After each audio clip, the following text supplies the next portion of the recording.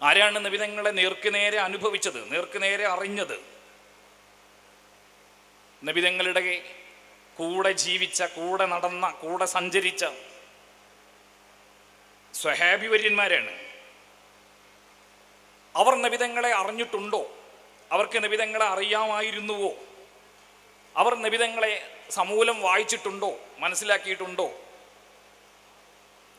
അങ്ങനെ മനസ്സിലാക്കിയിട്ടുണ്ടെങ്കിൽ ആ മനസ്സിലാക്കിയതിൽ നിന്ന് അവർ നമുക്ക് പറഞ്ഞു തരണം. അങ്ങനെ അവർ നമുക്ക് പറഞ്ഞു തന്നിട്ടുണ്ട്.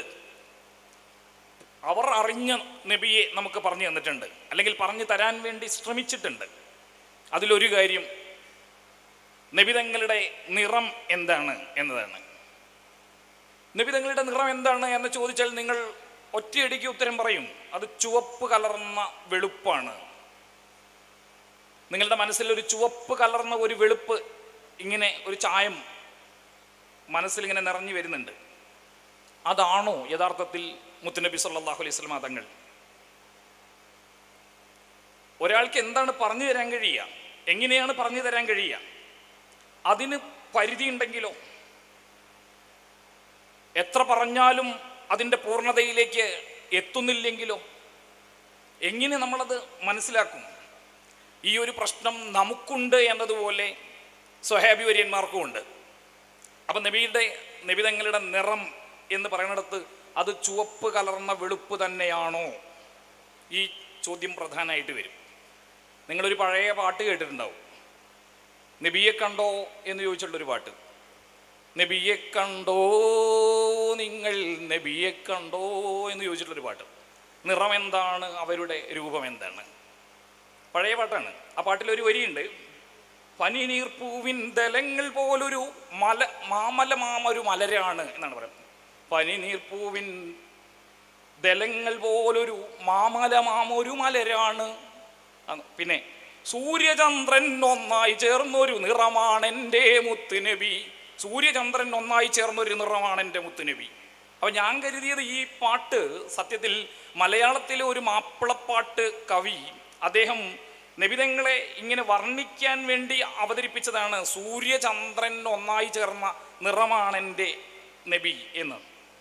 പക്ഷേ ഇതൊരു നഗ്നമായ സത്യമാണ്. നബിതങ്ങളുടെ നിറം എന്താണ് എന്ന ചോദ്യത്തിന് സൂര്യനും ചന്ദ്രനും ഒന്നായി ചേർന്ന നിറമാണ് എന്ന് പറഞ്ഞത് ആരാണെന്നറിയോ നിങ്ങൾക്ക്? പ്രവാചകന്റെ കവി എന്നറിയപ്പെടുന്ന പ്രിയപ്പെട്ട ഹസ്സാൻ ഇബ്നു സാബിത്ത് റളിയല്ലാഹു അൻഹു ആണ്. അദ്ദേഹം ഉപയോഗിച്ച വാക്കാണിത്. നിങ്ങൾ ഈ അടുത്ത കാലത്ത് റിസാലയിൽ ഈ ഹസ്സാൻ ഇബ്നു സാബിത്തിൻ്റെ ഈ കവിത വന്നിരുന്നു, അതിൻ്റെ വിവർത്തനം. ഞാനത് വെറുതെ ഒന്ന് വായിക്കാം കേട്ടോ, മനസ്സിലാക്കാൻ വേണ്ടി മാത്രമാണ്. നബിതങ്ങളെ അനുഭവിച്ച ഹസ്സാൻ ഇബ്നു സാബിത്തിന് റളിയല്ലാഹു അൻഹു ആരാണ് നബി എന്നവർ പറയാണ്. എൻ്റെ നേർക്ക് പ്രസരിക്കുന്ന അവിടുത്തെ പ്രകാശത്തിൻ്റെ തിളക്കത്തിൽ കണ്ണുകൾ കൈത്തലം കൊണ്ട് മറച്ചു. പ്രകാശത്തിൻ്റെ തിളക്കത്തിൽ കണ്ണുകൾ കൈത്തലം കൊണ്ട് മറച്ചു. തിരുനബി സല്ലല്ലാഹു അലൈഹി വസല്ലം തങ്ങളുടെ ശരീരത്തിൽ നിന്ന് പ്രസരിക്കുന്ന പ്രകാശം അത് കണ്ണിന് സഹിക്കാൻ കഴിയുന്നതല്ല, അതുകൊണ്ട് ഞാൻ മറച്ചു. അതുകൊണ്ട് അവിടുത്തെ രൂപലാവണ്യത്തിൻ്റെ കാഴ്ചയിൽ അന്ധനായി പോകുമോ എന്നോർത്ത് ഞാൻ ഭയപ്പെട്ടു. നബിതങ്ങളുടെ ശരീരത്തിൻ്റെ സൗകുമാരികതയിലേക്ക് നോട്ടമെത്തുമ്പോൾ എൻ്റെ കണ്ണ് മഞ്ഞളിച്ചു പോകുന്നു, എനിക്ക് അന്ധത ബാധിക്കുമോ എന്ന് ഞാൻ ഭയപ്പെട്ടു. അതിനാൽ അല്പമായി മാത്രമേ എനിക്ക് തിരുദൂതരെ ആ സുന്ദര ദൃശ്യം കാണാൻ കഴിഞ്ഞുള്ളൂ എന്ന് പറയുന്നു.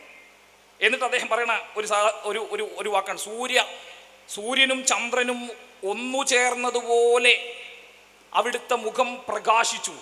കണ്ടോ? മറ്റൊരിക്കൽ സഹാബി വര്യന്മാർ പറയുന്നുണ്ട്, ഉഹുദ് നിങ്ങൾക്ക് സങ്കല്പിക്കാം, ഉഹുദ് ഒരു കറുത്ത മലയാണ്. ചിലപ്പോൾ അതിനൊരു ചെമന്ന നിറം വരും. പൂർണ്ണചന്ദ്രൻ ഉദിച്ചു നിന്നു, സൂര്യൻ പിന്നെ ഈ കുന്നിൻ്റെ മുകളിൽ, ഉഹുദിൻ്റെ മുകളിൽ. അപ്പോൾ ഒരു പൗർണമി രാവിൽ ഈ കറുത്ത മലയുടെ മധ്യത്തിലായി ചന്ദ്രൻ ഉദിച്ചു നിന്നു. അതിൻ്റെ ചാരത്ത് ഈ മലയുടെ ചരിവിൽ പരിശുദ്ധരായ മുത്തുനബി സല്ലല്ലാഹു അലൈഹി വസല്ലം തങ്ങൾ ഇരുന്നു. ഞങ്ങൾ നബിതങ്ങളെ നോക്കി. നബിതങ്ങളെ നോക്കി നേരെ ഇപ്പുറത്ത് ഈ ഉഹദിൻ്റെ ചരിവിൽ നിന്ന് ഉയർന്നു പൊങ്ങുന്ന പൂർണ്ണചന്ദ്രനെയും നോക്കി. എന്നിട്ട് ആർക്കാണ് കൂടുതൽ ശോഭ എന്ന് ഞങ്ങൾ താരതമ്യപ്പെടുത്തി. അങ്ങനെ താരതമ്യപ്പെടുത്തിയപ്പോൾ ഞങ്ങൾക്ക് ബോധ്യമായി ആ ചന്ദ്രനേക്കാളും ശോഭയുണ്ട് ഞങ്ങളുടെ നബിക്ക് എന്ന് സല്ലല്ലാഹു അലൈഹി വസല്ലം.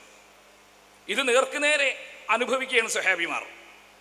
ചന്ദ്രൻ ഉദിച്ചു നിൽക്കുന്നു, സമാനമായി അതിൻ്റെ ഇപ്പുറത്ത് പരിശുദ്ധരായ മുത്തനബി സല്ലല്ലാഹു അലൈഹി വസല്ലം തങ്ങളും ഉദിച്ചു നിൽക്കുന്നു. ഏത് ഉദയത്തിനാണ് ഏറ്റവും ശോഭ? അപ്പൊ ചന്ദ്രശോഭയുള്ള നബി എന്ന് പറയുന്നത് കവി തോറ്റുപോവുകയാണ്. ഒരു കവിക്ക് അത്രേ സാധ്യമാവൂ. അതുകൊണ്ടാണ് ഹസ്സാൻ ഇബ്നു സാബിത്ത് റളിയല്ലാഹു അൻഹു സൂര്യനെ കൂടെ പിടിച്ചത്. സൂര്യനും ചന്ദ്രനും ഒന്നായി ചേർന്ന നിറമാണ്. സൂര്യനും ചന്ദ്രനും ഒന്നായി ചേരുമ്പോൾ ആ ചന്ദ്രശോഭയിലേക്ക്, സൂര്യശോഭയിലേക്ക് നമുക്ക് എങ്ങനെയാണ് നോക്കാൻ കഴിയുക? അതിൻ്റെ സൗന്ദര്യം എങ്ങനെയാണ് നമുക്ക് കാണാൻ കഴിയുക? അത് കാണാതെ ഒരാൾക്ക് എങ്ങനെയാണ് മുത്തുനബി സല്ലല്ലാഹു അലൈഹി വസല്ലം തങ്ങൾ ഇങ്ങനെയാണ് എന്ന് പറഞ്ഞു കൊടുക്കാൻ കഴിയുക? ഈ ഒരു പരിമിതി ഇത് സ്വഹാബി വര്യന്മാർക്ക് ഉണ്ടായിരുന്നു എന്ന് മനസ്സിലാക്കുക.